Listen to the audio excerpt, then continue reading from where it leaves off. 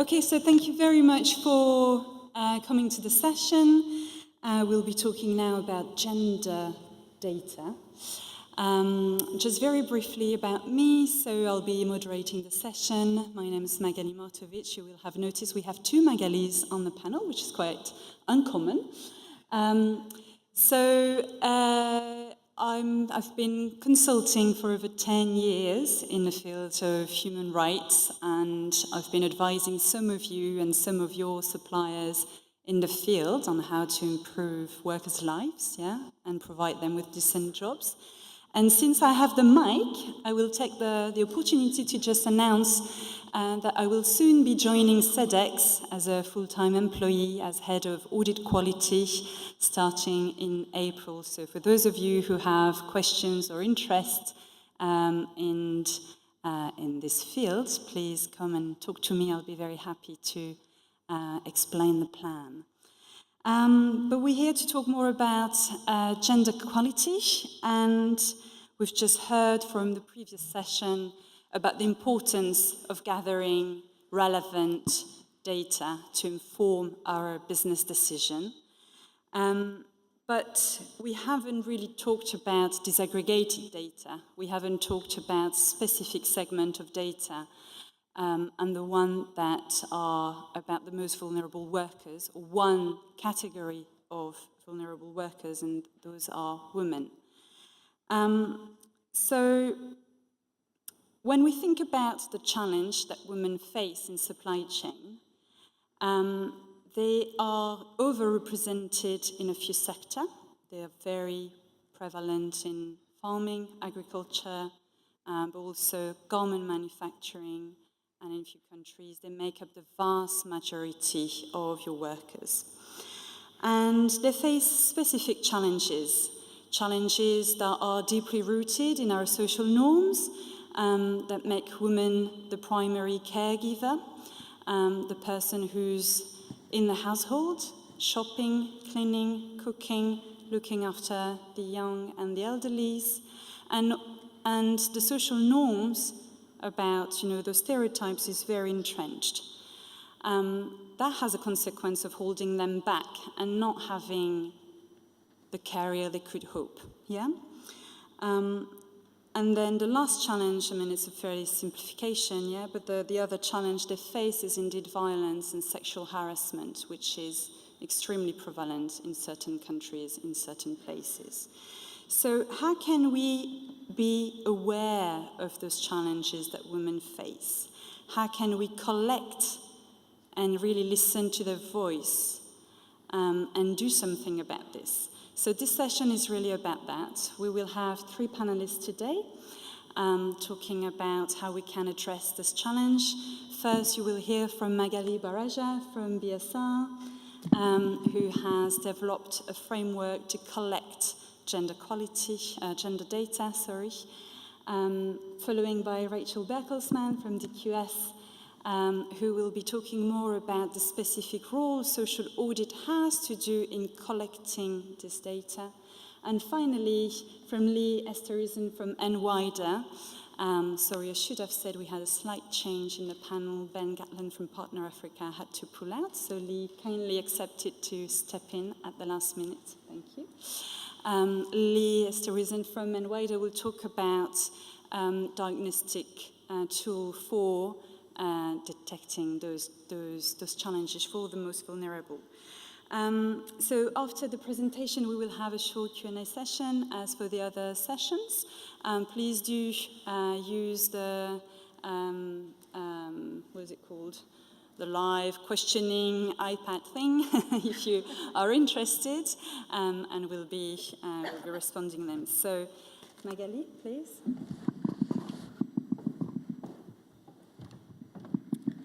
Hello, hi everyone. I'm Magali Barraja. I'm an associate director at BSR in the Women's Empowerment team. And today, we've heard a lot about data, qualitative data, more data, and we've also learned or heard about the UNGPs, quite a lot, and how basically companies in their supply chains are conducting due diligence and using this framework. I want to talk to you about an initiative we've launched last year that's very relevant to the topic today. And that will be even more so relevant in the coming month. That is around collecting gender disaggregated data, but also impact data on women in supply chains. So first, I'd like to walk you through why data is needed, and clearly that's been sort of talked about this morning, but also just now by Magali, and really, you know, companies and policymakers should be using data to actually drive better interventions in their supply chains. And when that data is missing, the interventions are potentially sort of not achieving the desired outcomes. So of course, when we think about women in supply chains, they make up between 60% and 90%, depending on the value chain of women workers. That is effectively an issue, because that means that potentially companies are designing intervention and programs where they invest a lot in that are not achieving the desired outcomes. So the gender data gap is wide, and we've heard about this since the SDGs. And you know, it comes through the fact that women are partly not participating into interviews or audits. It comes through the fact that women are, you know, don't trust the mechanisms that are in place and don't necessarily voice their concerns and needs. And that's very, well, it's very, very important to driving change. Of course, understanding these concerns, understanding these needs is critical. And, you know, we've heard quite some key people since these SDGs having this call out for better and more data on women and girls. And, you know, that's actually not just for policymakers, and that's not just in the context of the SDGs. And, you know, I'd like to have a polling question to warm you up a bit on this, but I'd be really interesting to know how many of you in the room do ask their suppliers to disclose gender disaggregated data. And if you could take the poll, if it works, that would be fantastic. Right. Great. So 63% of you have answered no, and 21, oh, yes, but not systematically. We have equal score for yes and yes, but not systematically. Brilliant. It's still moving, but essentially it confirms what we already know and what's been confirmed by a number of, oh, still moving? Okay, thank you. No, that's way too far. Here we go. It's been confirmed by a number of research and reports. One that I'd like to cite specifically is The Economist and Standard Chartered report that was published a couple of years back now, and that sort of asks companies, you know, what do you ask your suppliers around, like how much do you collect gender disaggregated through your suppliers? And the results came out pretty strikingly. Only 20% of companies do ask their supplier about gender disaggregated data. And there's other indices and initiatives that are working on trying and starting to actually hold accountable companies to how much they collect from their suppliers' workforce. So, on top of that, as a business, and especially this year, there are a few trends that are sort of, that one needs to watch out for, that are going to make the imperative of collecting gender disaggregated data and impact data that I just want to point out. So one is, in the past, that's very much the SDGs, coming from, you know, from the perspective that SDG 5 on gender equality is very much a precondition to achieving all the SDGs. With that came out a pretty strong call to action on collecting more data in order to evidence policy making. The next big pillar that needs to be sort of looked at is really around how the UN Guiding Principle is looking to integrate a gender lens and advise how companies and states should be conducting effective due diligence. So this working group has been working for the past couple of years on this. I've attended the last consultation in Geneva a month back, and it's very clear that there's a very specific focus on how to encourage companies to identify the issues in the supply chain that are related to women, to address them and to remediate them effectively. So the report will be presented to the Human Rights Council in June. And at the same time, we're seeing that, of course, the ILO Convention on Violence in the World of Work, which will also be released in June, will sort of like put the onus on companies to integrate a gender lens into their due diligence much more proactively. Of course, there's investor pressure, and we've seen with the Workforce Disclosure Initiative that asking questions around workforce data in supply chain is becoming more prevalent.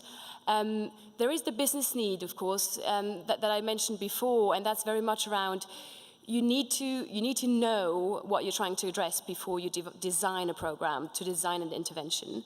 But also in terms of if you have more data that you're able to analyze, you're also better able to communicate about it in a positive way and to communicate how a company is progressing on and advancing gender equality in its supply chains. And the last one is really the growing expectation around companies, MSI, and other organizations to sort of see assurance and monitoring and evaluation converge. So it's not enough to have assurance in place. We do want more impact data, and we do want to be able to demonstrate that social compliance is not just about compliance, it's also about impact for workers. So there are these converging needs that are happening that are putting very much the need for that sort of framework to be put in place. So what we've done is, we don't want to reinvent the wheel, and that's definitely not what we're doing. But we have sort of looked at the many initiatives and the many framework and very credible framework that are out there that are led by a number of organizations, women's-led organizations, NGO, companies, MSIs, and we sort of benchmarked the indicators that are related to women's empowerment. And we sort of looked at them and said, okay, let's look at the key ones, the critical ones, and let's see where there are any gaps that we can fill.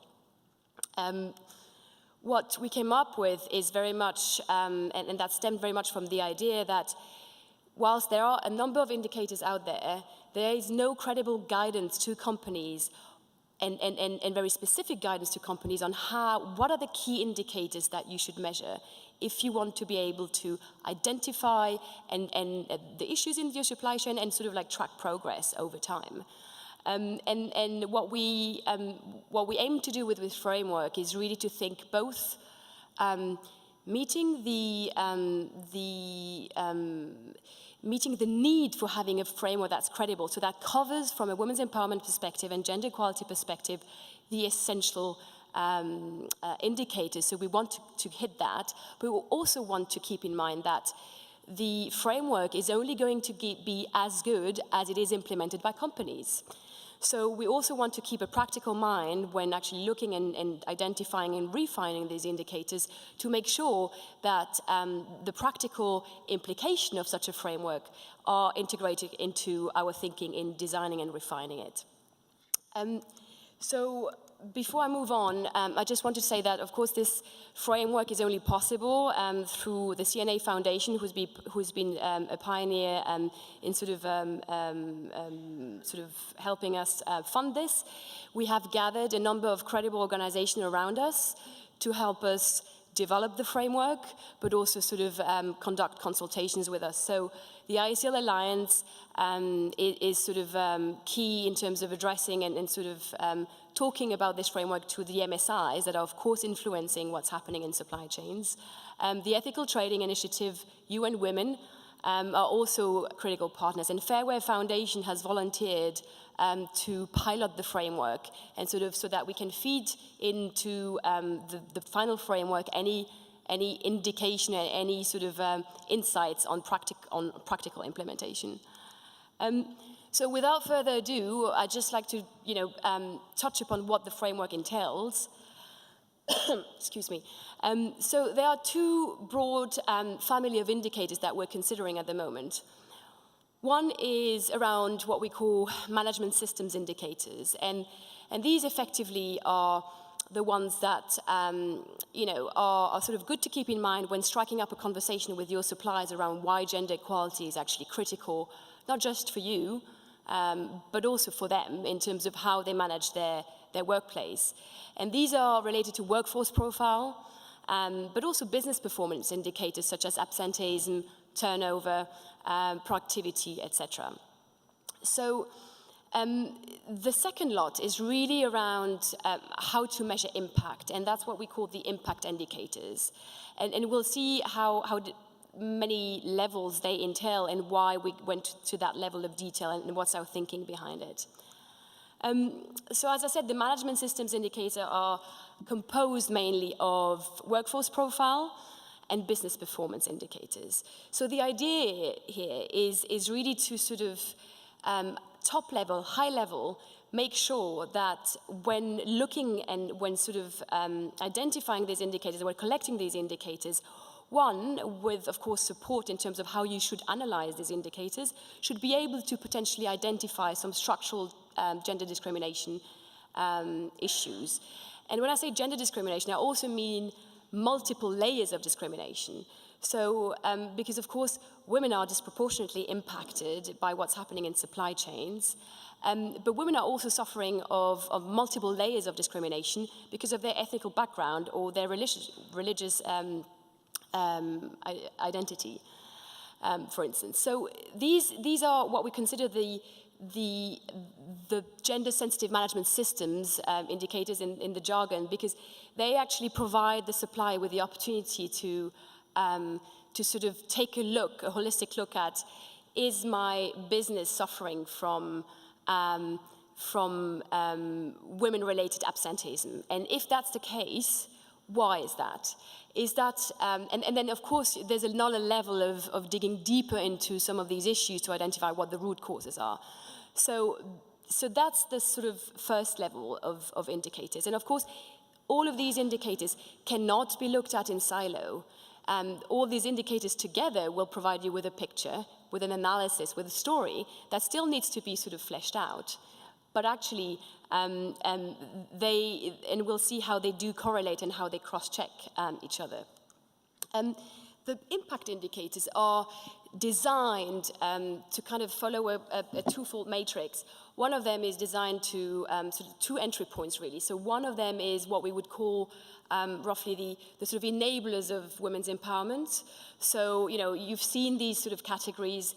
They piggyback on a number of frameworks out there, but really, these areas here, these categories, are really what we consider as being essential for women's empowerment. That these are agency, the ability to make and act on decisions, and once you have the knowledge and without fear of repercussions. Health and safety. We understand what health means, but also safety, and that's related to, of course, sexual harassment and violence at work. Economic opportunity, that's related to non-precarious jobs, but also to wages. Leadership, so that's the ability of women to climb up the ladder, to go from worker level to supervisor level. Access to resources, which is essential as well in the workplace. That's health services through clinics, for instance, or others. And then there's time, and what we mean by time is really sort of like identifying, recognizing that women have higher or bigger duties, greater duties in terms of unpaid care work, and how that has an impact on women's empowerment. The second entry point is related to the different levels that one needs to sort of truly assess to understand whether women are empowered and what the impact of women, of the impact of policies and practices are on women. The workplace practices level has got a very bad name, because actually it's not assessing workplace practices, it's not measuring workplace practices, so I'm taker if anyone has a better name. What we are trying to do here is not assess the existing policies or practices, because that's already done through audits, and quite frankly, that's not actually leading any change.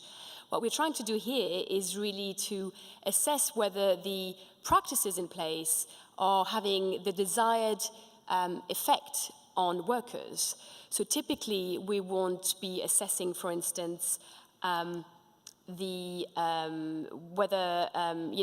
a trade union is in place or a worker committee is in place. What we will be assessing is the number of women and number of women and men in committees and trade unions. We won't be assessing whether the recruitment practices are gender equal, or whether there's a discrimination policy in place, or whether there's sexual harassment policy in place. But what we will be assessing is whether women are being recruited, whether they are going through training, professional development training, and whether they're effectively being promoted. And these indicators are interesting because, depending on the answers, you can identify, the analysis will be different. So for instance, if you can see that no women are being promoted, or very little, but that they're all going through professional training and development, that's a very different story that you sort of think about than if none of them are being promoted and none of them are effectively taking the training. So the idea is that these workplace indicators should be correlated, of course, with the business performance one, with the worker profile ones, and with the ones that come next, and we'll see how. The worker perceptions indicators are effectively checking the perceptions, the behaviors, the skills, the knowledge of workers. And the idea here is to sort of get from the horse's mouth whether the practices, the policies, again, are actually having the desired impact, whether they're actually empowering workers. And these indicators essentially should be correlated with what's happening on the other side, and to actually tell a fuller story. The gender norms ones are important too, because they tell you about whether a factory and the worker perceptions within the factory is actually matching the gender norms and the cultural norms at play in a given society, or in a given province, or in a given community, and whether you're seeing that the workplace effectively is reproducing the gender norms, or actually trying to sort of like counteract against these gender norms. So, these three levels, in terms of the impact indicators, these three levels are very important because they feed from each other. Gender norms and social cultural norms do impact the workplace practices, they do impact worker perceptions, and equally, workplace practices do effectively contribute to reproduce these gender norms and directly impact worker perceptions. So this is why all of these indicators, and I know it can be overwhelming, and there are quite a few of them, but this provides you with a full picture. The beauty of it is that, of course, you can think of, this is program agnostic, so as a company, you can sort of do that before an intervention and after an intervention. If you're trying to sort of assess baseline and endline, you can do that just start doing this and sort of report annually internally against it, and ideally externally against it, of course. But they are sort of like tweakable, and they are integratable in whatever you're already doing. The collection methodology, and I think the devil is, of course, in the detail, is what we're envisaging at the moment, and I should have said from the start, this is a framework that's a draft. It's in development. The collection methodology that we're envisaging are twofold for now. Document checks. So effectively what we're saying is all the business performance indicators, all the workforce profile indicators, and all the workplace practice indicators is data that you should be able to collect through your suppliers, whether it is through audits, whether it is through self-declaration or SAQs, whether it is through supplier visits by your team. This is something that should be done, that can easily be done through that. So you're going to tell me, actually, most of my suppliers are not collecting this type of data, let alone in a gender disaggregated way. So I think that's a fair point, and that's also why it is important, and going back to the previous session, that we start sort of seeing what's the right model to shift the ownership of workplace practices and conditions to suppliers, and trying to sort of also get them conscious of the fact that analyzing and tracking these business indicators and these workforce profile indicators is actually a benefit to them. And that's, of course, an easy thing to say and a bigger thing to do. But that's a prerequisite to, of course, that happening. The second family or collection methodologies we're envisaging is what we call PLA approaches from the development world, but really what it is to sort of look at attitudinal mapping, and through worker surveys and through worker interviews, and we'll hear a bit more about that later on, trying to gauge on a scale, on a Likert scale, also called gender scale, what is the attitude, the behavior, the skills and knowledge that the worker is experiencing through these types of approaches. So the framework has different collection methodologies, and of course that has some practical implementation challenges when, as a company, you're trying to sort of like get all your data in the same place. However, that is happening today already, because some of you are, of course, conducting audits. Some of you are using worker voice channels to get to workers' issues and concerns. So you know, essentially this is, I guess, not a new problem, but it is a way to sort of like bring all this information together and also see how all of it together can actually provide you with a fuller picture than what you have at the moment. A few considerations to take in mind, that, you know, what we're trying to do here is to strike the right balance between being comprehensive whilst actually being practical. The outcome, the best outcome that can happen in September when this framework is launched, is that companies take it up. If it remains on the shelf on our website, then it's of no use. So, of course, part of the challenge and also the few months that we are taking now to pilot and to consult on the framework is really to refine it so that it really captures the core of the indicators that are needed. So essential, we're trying to distinguish between essential versus sort of nice to have. The other challenge, and we've heard of this, I think, in the previous session, but in other sessions, is we do not want to be data-rich and information-poor. So what we don't want to do is collect for the sake of collecting and not actually using the data and analyzing it. So what we're going to do with the framework is going to purposely sort of focus on for each indicators, what are the types of analysis that can be conducted, and then what are the indicators that you should cross-check to sort of like validate your analysis to see you know, whether you have truly potentially identified a root cause or not.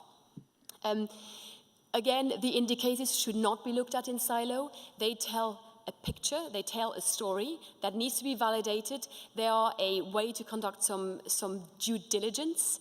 And in fact, related to the next point, it's super important, of course, that before getting into that level of, I would say, micro due diligence, there is, of course, a level of sort of looking at the gender norms in the country and you know, looking at indicators that are educational indicators that are around literacy, etc. And you'll find all of these indicators in OECD database and in ILO and World Bank databases. But that's very important to actually inform the context in which you're carrying out the impact identification and measurement.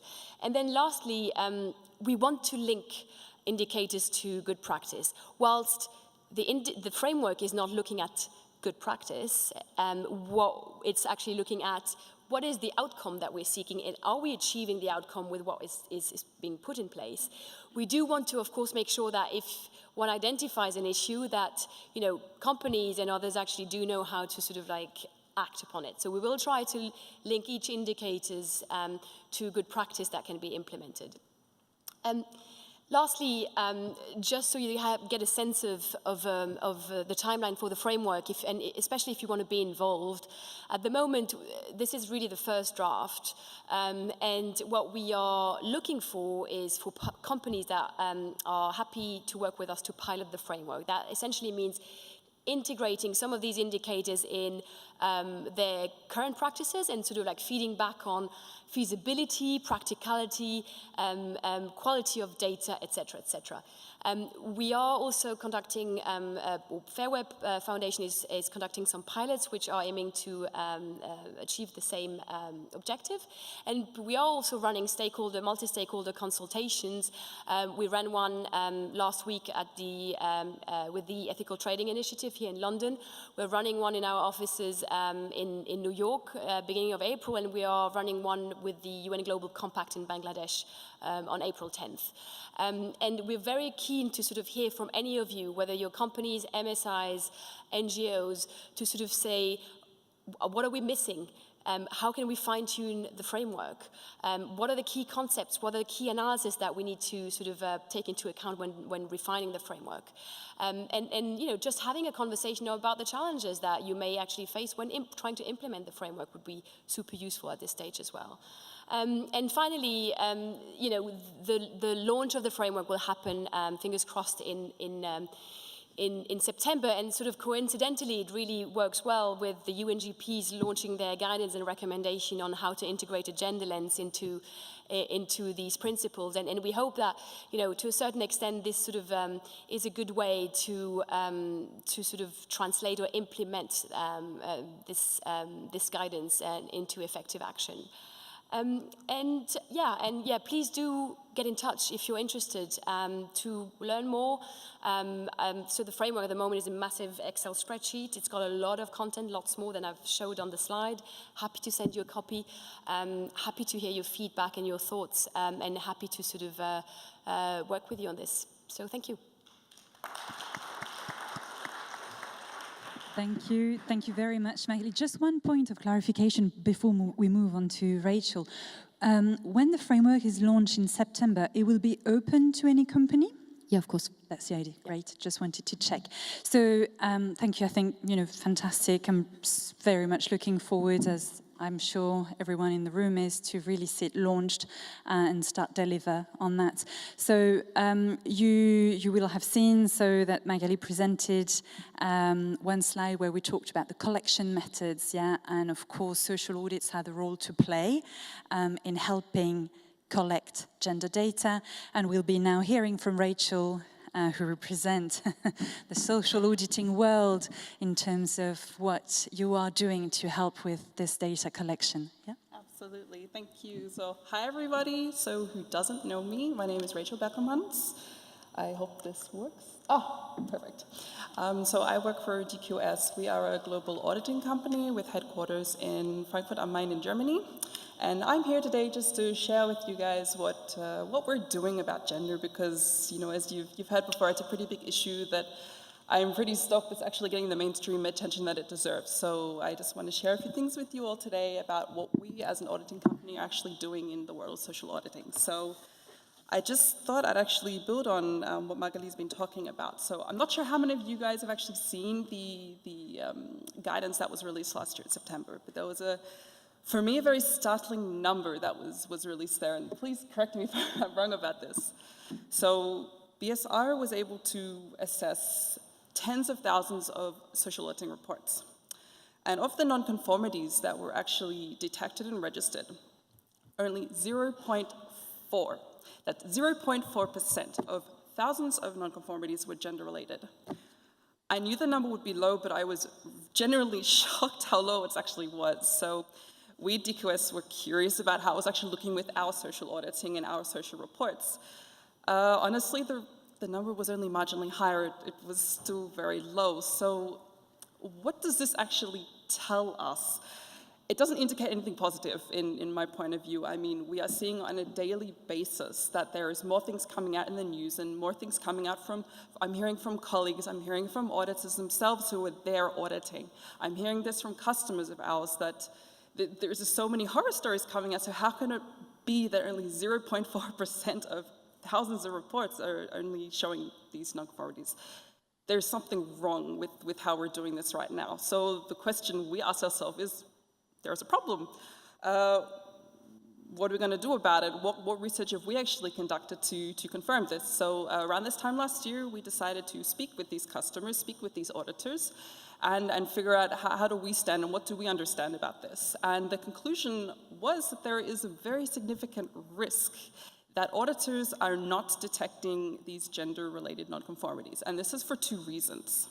One is that during the interview process, which is very important in the social auditing scheme of things, they're not building a rapport and they're not gaining that trust of these potential victims or these individuals who are at risk. The second issue here is that the auditors who are going in are not necessarily equipped to deal with this. They do not have the tools to do this. So with that in mind, we decided that enough was enough, and as an auditing company, we need to, set the trend and be an example for the industry. We then launched the ProGASA initiative in spring last year. This is the promotion of gender awareness in social auditing. This is something I think is absolutely incredible, and I'm so happy to be a part of this. So we have two goals with this initiative. The first being, of course, that auditors need to have the awareness. What is gender? What does this actually entail? The second part then to address that is the training. We need to give them the tools so that when they do actually go into the audits, they are well equipped enough to then find these issues and then deal with them after the audit's actually completed. But we've heard a lot today that no change can be done without the collaboration of various individuals, and I completely stand by that. So as an auditing company, we do have a responsibility, and we do feel it is our responsibility to initiate this change, but without the support of accreditation bodies, of organizations, of buyers and suppliers, like many of you here, no change or meaningful impact can actually occur. So this is why we decided with that in mind, with this philosophy, that we create a stakeholder panel. So this includes all of the above. These are people like BSR, of course. This is UN Global Compact. This is ETI. This is, of course, naturally Sedex. But other buyers like West Farmers, Costco, PepsiCo. These are individuals and businesses and organizations who stand by their word that this is actually important, that there needs to be a driving in change within this industry. And by having them on our stakeholder panel, this means that when we do initiate these tools for auditors, that we do initiate this awareness for our auditors, that they're actually giving us their reflections, because it's easy for me to stand up here and say we need to do this, but I'm coming from a completely different perspective to many of you here. So this is why it is so important that we have the opinions and the guidance of everybody from different sectors, from different industries, and different priorities. So how are we going to do this with our very ambitious goals? We have decided that the most sustainable method of training auditors, not just DQS, but globally, is through e-learning. We have decided to split the modules into two parts. Module one will be, of course, the awareness. So this is just dealing with what is this general information, and also looking at root causes. How does this problem start here, and what's actually driving behind it, whether it be culture, whether it be social, or etc. The second part is focused on auditor techniques. This is the much more complicated part of the e-learning course. We will, however, be drawing a lot of experience and information from the BSR guidance that was released last year. So this, along with collaborations with some amazing auditors, we are writing this course because we feel that this is sustainable. How? Well, if we think about it, the term gender and what this means for each individual here is different, and this is something that's constantly changing and evolving. So if we are actually going to make an impactful, meaningful training, we need to ensure that the way we deliver it is also able to evolve. Otherwise, it stagnates and becomes irrelevant, and this is something that we don't want to do. We do want to drive change, and we do want this course to have some impact. So it's also important for us to keep in mind the auditors themselves. I mean, I don't know how many of you here actually are involved with the auditing world, but most of these auditors are booked out back to back for an entire year in advance. So it's very ambitious of us to expect them to all of a sudden fly all the way to Germany and sit there for a 2-day training. They don't have the time, and this is not, of course, also illogically sustainable. So we needed to also keep in mind that with an e-learning course, we give the auditors the tools when they're at home, at that stage between their hundreds of audits, that they can actually sit down and do this properly. One great thing, though, about e-learning is that we can monitor this. So we have an amazing platform called DQS Expert. And what we can actually do is monitor the journey that the auditors are taking from their successes and their highs to also their lows and when they're having problems. Because as they go through the course, we can actually see, oh, this auditor's been having problems here. We need to then pull them out and also do extra training. So we're ensuring that this is as thorough as possible, and if they do need help, we are actually able to take that responsibility and give it to them. What's also really interesting, it's also just been developing with us, is that we're looking at the end. So we're looking to release this at the end of April, May, so quite soon. So we're very busy writing it at the moment, but we're looking to pilot this. So we're looking to see this is where data comes in. So we want to see the reports from those who have actually engaged in this program and done this e-learning course. We want to compare that with those who haven't to see how impactful is this training, and are there any necessary steps that we need to take, and then how do we take this even further, which I think we'll probably get to a little bit later. So let's dig a little bit deeper. We've heard a lot today, actually, about women in supply chain and how this actually impacts them. We've also heard a lot about the apparel industry, but I really would like just to take a moment just to say that, it is much bigger than that. I mean, we do talk about women a lot because of history. We just have to look at history. We just have to look at a lot of this industry, like the apparel industry, like the flower industry, which is female-dominated. However, we should not neglect the others who are at risk of gender-related abuse or harassment and discrimination. So it doesn't really matter of your gender, your religion, your race. This scope and this initiative does include everybody. This is very much an inclusive initiative. So as you can see behind me, there are a few points that we are covering. So this is everything from sexual harassment to verbal and physical abuse. It's also equal pay, so pay for equal work. And the recruiting process, as well as the hiring promotion, as Magali's spoken of. We've also heard from previous sessions before, which is an ongoing issue at the moment. So what could be some root causes for this? What's actually driving these problems? So we've got to keep in mind there's things like the power relationship between workers and management.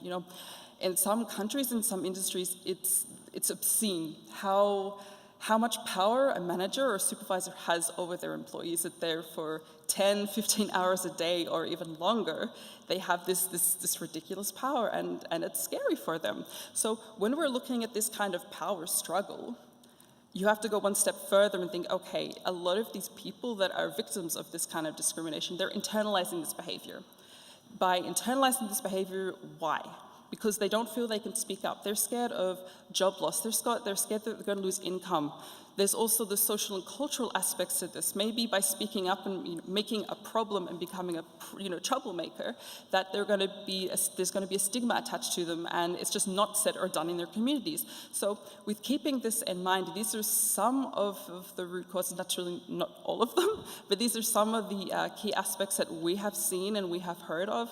And honestly, when we send an auditor out to a supplier, they're not going to save the world. They're people too, and they can't do this.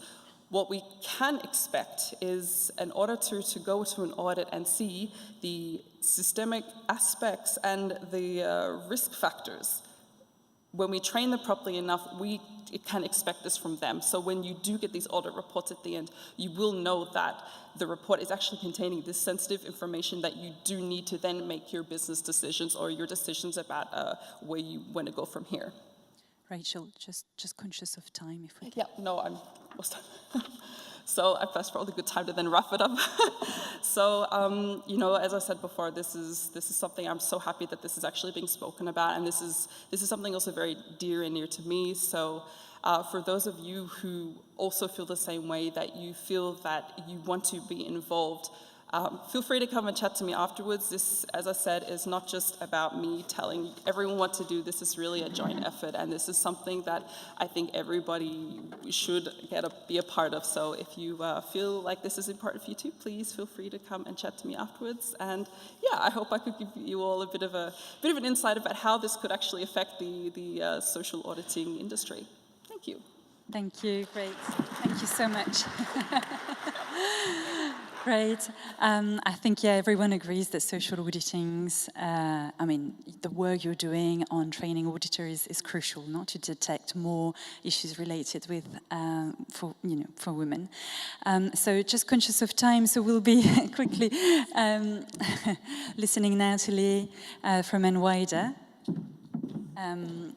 So who will be talking more about how to capture work of voice for the most vulnerable people, so in our case, for women. Great. So quick clarification, how many minutes do I have? I'm relying on my friend in the front row. 5, got it. Short and sweet. Lee, Esterhazen from NYDA. 3 bits of clarification in my first 30 seconds. The one is, NYDA is called NYDA because our specialism and passion is essentially gathering data to include insight in the most vulnerable workers. So it's everything we do is designed around that premise, that are we providing a clear picture that includes the experiences of the most vulnerable workers? Second clarification is that I use the term direct worker reporting for what we do, and not worker voice. Essentially, it's in keeping with our other stubborn determination not to overpromise. Workers have voices, and unions and worker committees do a much better job of representing workers than we ever will. All we do is we enable workers to report directly and anonymously on their own working conditions and well-being. So what you get is what you see on the tin. So it's a good complementarity with my fellow panelists in that we run short 5-minute calls to workers' mobiles at regular intervals, up to 4 times a year, and as little as twice a year, as at the minimum. Those calls are always, the worker experience in that call is always in the language of their choosing. It's a 5-minute call, always delivered by a woman's voice, somewhere between mother and sister in tone, who delivers 20 questions, which are stigma-free, simple, single, and literal questions. And the response options are always the same. It's always yes, no, don't know. And the questions always focus on what you've experienced or what you've observed. We don't gather data that is gathered for very valid reasons using other frameworks and tools. We simply gather data on experience, what's experienced and what's observed. So what we do is we generate a diagnostic picture. We do that in order to enhance auditing in some cases, because anonymous feedback from workers often provides a different picture to the picture that the auditor sees. And there's a complementarity that we think works rather well, and we're working with a lot of audit firms on offering that to clients and have been rolling with that for some time. But that aside, I want to just briefly use my contribution to talk about gathering sensitive data. My own background is as a methodologist. I've always designed systems to gather sensitive data from scared populations. I used to work in genocide and forced migration and violence affecting children, and kind of crossed the floor to focus on working conditions in 2014. So, and it's always, bear in mind with NYDA, it's always using mobile as a channel because of what it offers in terms of penetration of workforces and because of what it offers by way of anonymity. So, quick issue on how am I doing my time? 3 minutes, got you? Good quality data when it comes specifically to gathering sensitive data. I'm going to quickly mention what I mean by good quality data. So it's, you're looking for the right channel to gather sensitive data. What I mean by the right channel is essentially there's a big difference between opt-in versus opt-out channels. An opt-in channel is a channel where you, as the worker, have to do something in order to report. You have to click on a link, you have to call a number, and those are opt-in systems. We only use opt-out in the work that we do because essentially it works very well with mobile and works with response rates and it works with including vulnerable workers. And opt-out means the system calls you, taps you on the shoulder, and you need to choose not to take it. But the system doesn't wait for you to report in, if you know what I mean. Because if you look at demographic profiling for systems that are opt-in, you see that there's an exclusionary effect. Sometimes, not always, but often for the most vulnerable workers, including, importantly here, gender and women. Right indicators. The quality of the indicators, and this is beautifully articulated by the previous speaker, by Rachel, and by Magali both. Magali's kind of indicator framework's very comprehensive, and what's so fantastic in respect to how initiatives like ours and BSR's indicator framework can work together is essentially you can use a system like ours to provide diagnostic feedback and see at a glance whether there are particular gender risks in a particular workplace, and then choose to do a deep dive and more of a comprehensive assessment. But what I wanted to say about the quality of the indicators, what we found in terms of mobile engagement and with the focus on sensitivity and gathering sensitive data is that experience and observation is easier to gather quick data via mobile than the perceptual data or opinions or value-based judgments, so we don't do that. And we leave that up to our colleagues using other tools.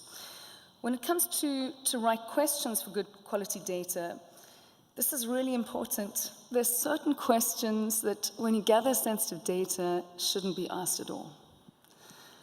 Questions that can drive workers underground, not just for months, but for years. So asking whether workers are illegal and asking if they have working permits will trigger high attrition rates, and for workers not just to put down that call, but not to answer a call again. So we're very careful with what we ask about. We're very careful with the way we ask those questions. So we use various techniques for gathering sensitive data. We use embedding, for example, just to give you some examples. Embedding means you embed the very sensitive question amongst questions that are far more neutral. We don't generally run surveys that only focus on gender-based violence or only discrimination.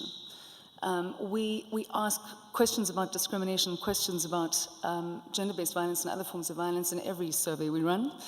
But it's embedded and sequenced later in the survey, etc. So those kinds of things are useful to know.